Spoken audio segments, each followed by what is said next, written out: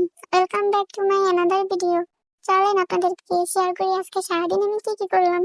এই তো দেখেন, সকালে উঠে আমি আমাদের জন্য চা বানিয়ে নিছি। দেন দুপুরে আমি আমাদের জন্য চিকেন রান্না করছি। আর আমরা সবাই কিন্তু সবসময় চাই বাড়িতে থাকা সাধারণ মশলা দিয়েই মুখরোচক ইউনিক একটা কিছু রান্না করে খেতে। সো বাড়িতে থাকা সাধারণ মশলা দিয়েই আপনারা খুবই মজার একটা চিকেন রান্না করে নিতে পারবেন ঘরে থাকা মশলা দিয়ে। আর স্বাস্থ্যকর স্বাদে ভরপুর এই রেসিপিটা চাইলেই আপনারা খুব সহজেই রান্না করে নিতে পারেন।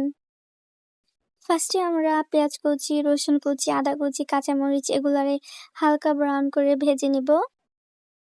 দেন ওইটারে পেস্ট করে নিতে হবে। দেখেন, এটা কিন্তু খুবই সিম্পল আর স্বাস্থ্যকর আমাদের জন্য। এটা আমি এক্সট্রা কোনো মশলা ইউজ করিনি, আমি বাড়িতে যা যা আসলো সেটা দিয়ে রান্না করার ট্রাই করছি। কিন্তু বাড়িতে থাকা সাধারণ মশলা দিয়েও যে এত মজার একটা চিকেন কারি তৈরি করা যায় আপনারা খেলেই বুঝতে পারবেন। পেশোয়ারি বিফ রেসিপি থেকে ইন্সপায়ার হয়ে আমি এটা ট্রাই করতেছি। তো এটা কিন্তু সম্পূর্ণই আলাদা। পরে ভাবলাম যে না, এটা আমি মুরগির গোশতের উপর ট্রাই করে দেখি যে এটা এরকম ভাবে কিরকম লাগে। এটা খেতে যেমন মজাদার, রান্না করতে ওরকম কোনো ঝামেলা নাই। ঘরে থাকা খুবই অল্প মশলা দিয়ে আপনারা এত মজার একটা তরকারি রান্না করে নিতে পারবেন। আর এই যে এগুলোকে হালকা ব্রাউন করে ভেজে নেবেন। দেখেন, বেশি ওরকম একটা ভাজার প্রয়োজন নেই, এগুলো হালকা ব্রাউন করে ভেজে নিলে হবে। ওই ভাজা মশলাটারে তারপরে আপনারা পেস্ট করে নেবেন। আমি ওইটারে পেস্ট করে নিছি। দেন আমি কড়াইতে তেল গরম দিয়ে দিছি, ওটার মধ্যে দারুচিনি, গোলমরিচ, এলাচ, তেজপাতা দিয়ে হালকা একটু ভেজে নিব। দেন ওটার ভেতরে আমি চিকেনের টুকরোগুলো দিয়ে দিব। আর আমি চিকেনের সাথে আলু খেতে অনেক পছন্দ করি, এই জন্য আমি আলু দিছি। আপনারা চাইলে এটা স্কিপ করতে পারেন, না দিলেও হবে। পরে এই চিকেন আর আলুর টুকরোগুলোরে হালকা ব্রাউন করে ভেজে নিতে হবে।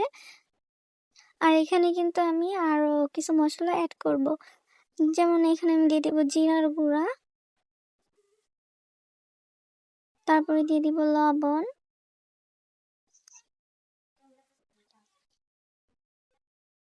তারপর দিব হচ্ছে মরিচের গুঁড়া।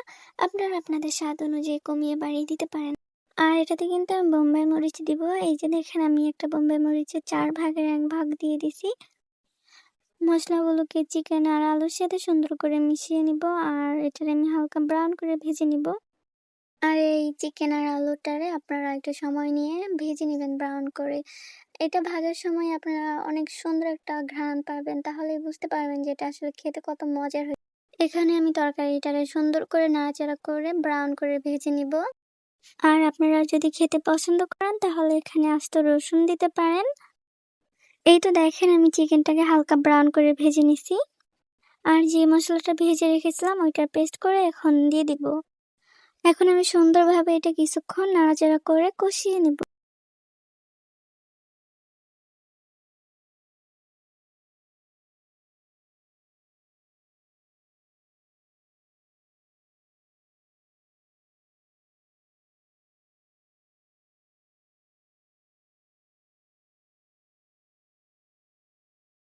এই তো দেখেন, আমার কষিয়ে নেওয়া হয়ে গেছে। এখন আমি এটার ভিতরে খুবই অল্প পরিমাণের পানি দিয়ে দিব।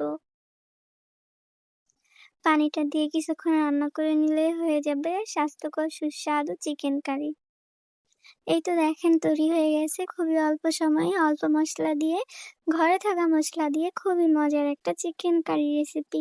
আপনারা অবশ্যই ট্রাই করে দেখতে পারেন। তারপরে আমি করেছিলাম ঢেঁড়স ভাজি। ঢেঁড়স ভাজি আমার পার্সোনালি অনেক বেশি পছন্দের। আর এই ঢেঁড়স ভাজিটা অনেকে করতে পারে না, আমি যেভাবে করতেছি আপনারা যদি ওইভাবে করেন ইনশাল্লাহ আপনাদের ঢেঁড়স ভাজিও আর আঠালো হবে না, আমারটার মতো এরকম ঝরঝরে হবে। তো আপনারা করবেন কি, ওই পেঁয়াজ আর কাঁচামরিচটার ভাজার প্রয়োজন নাই, তেলটা গরম হলে পেঁয়াজ কাঁচামরিচ দিয়ে ওইটার ভিতরে ঢেঁড়সগুলা দিয়ে দিবেন। সাথে একটু ঢেঁড়সের কালারটা যাতে সুন্দর থাকে এই জন্য হলুদ দিবেন, এটা না দিলেও হবে। আর লবণটা দিতেই হবে, আপনারা লবণটা আপনাদের টেস্ট অনুযায়ী দিয়ে দিবেন। এই তো দেখেন, একটু সময় নিয়ে রান্না করলেই ঢেঁড়স ভাজিটা এরকম ঝরঝরে হয়ে যাবে। এটা একটু সময় নিয়ে করতে হবে। আর এটা শুধু প্যানে রান্না করেছি বিধায় কিন্তু এরকম হয় নাই, আমি যখন নর্মাল কড়াইতে রান্না করি তখনও কিন্তু এরকম ঝরঝরে হয়। দেন আমি এই যে থালা বাসনগুলো ধুয়ে নিয়েছিলাম। আর এই কাজটা থেকে হয়তো বা আমার কোনো মেয়ে কখনোই রেহাই পায় না, থালা বাসন ধুইতেই হয়। অনেক সময় অনেকে হেল্প করে, কিন্তু মূলত এই কাজটা আমাদের নিজেদেরই করতে হয়। আর নিজের সংসারের কাজ নিজের করতে হবে, এটাই স্বাভাবিক। আমি যদি আমার সংসারের গল্প বলি, গল্পগুলো কখনোই শেষ হবে না। কিন্তু অযথা আমার জীবনে যারা কষ্টের কারণ হয়ে দাঁড়াইছে, যারা আমাকে কষ্ট দিচ্ছে, আমি কখনোই তাদের সাথে আর ভালো সম্পর্ক রাখতে চাই না।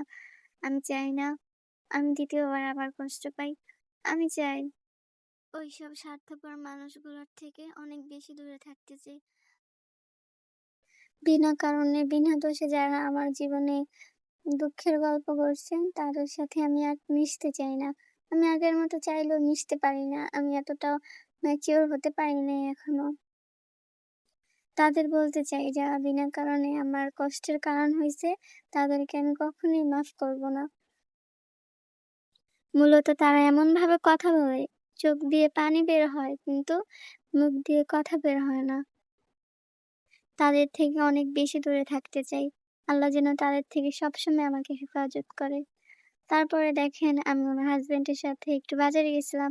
আর রাত্রেবেলা কি করব ভাবতে ভাবতে আমি রসমালাই ট্রাই করি। ভাই, এটা নষ্ট হয়ে যায়। কেন এমন হইলো? আমাকে রেসিপিতে যেরকম ভাবে বলছে আমি সেম টু সেম ওইরকম করার ট্রাই করছি। তারপর ওইটা হয় না। যাক, তারপরে মন খারাপ করে একটু কাঁথা সেলাইলাম। আর যেহেতু আমরা গ্রামে থাকি, গ্রামের সব মেয়েরা এই কাঁথা সেলাইতে পারে, টুকটাক অনেক কিছুই পারে হাতের কাজ করতে। তো আজকে এই পর্যন্তই। আপনারা ভালো থাকেন। আল্লাহ হাফেজ।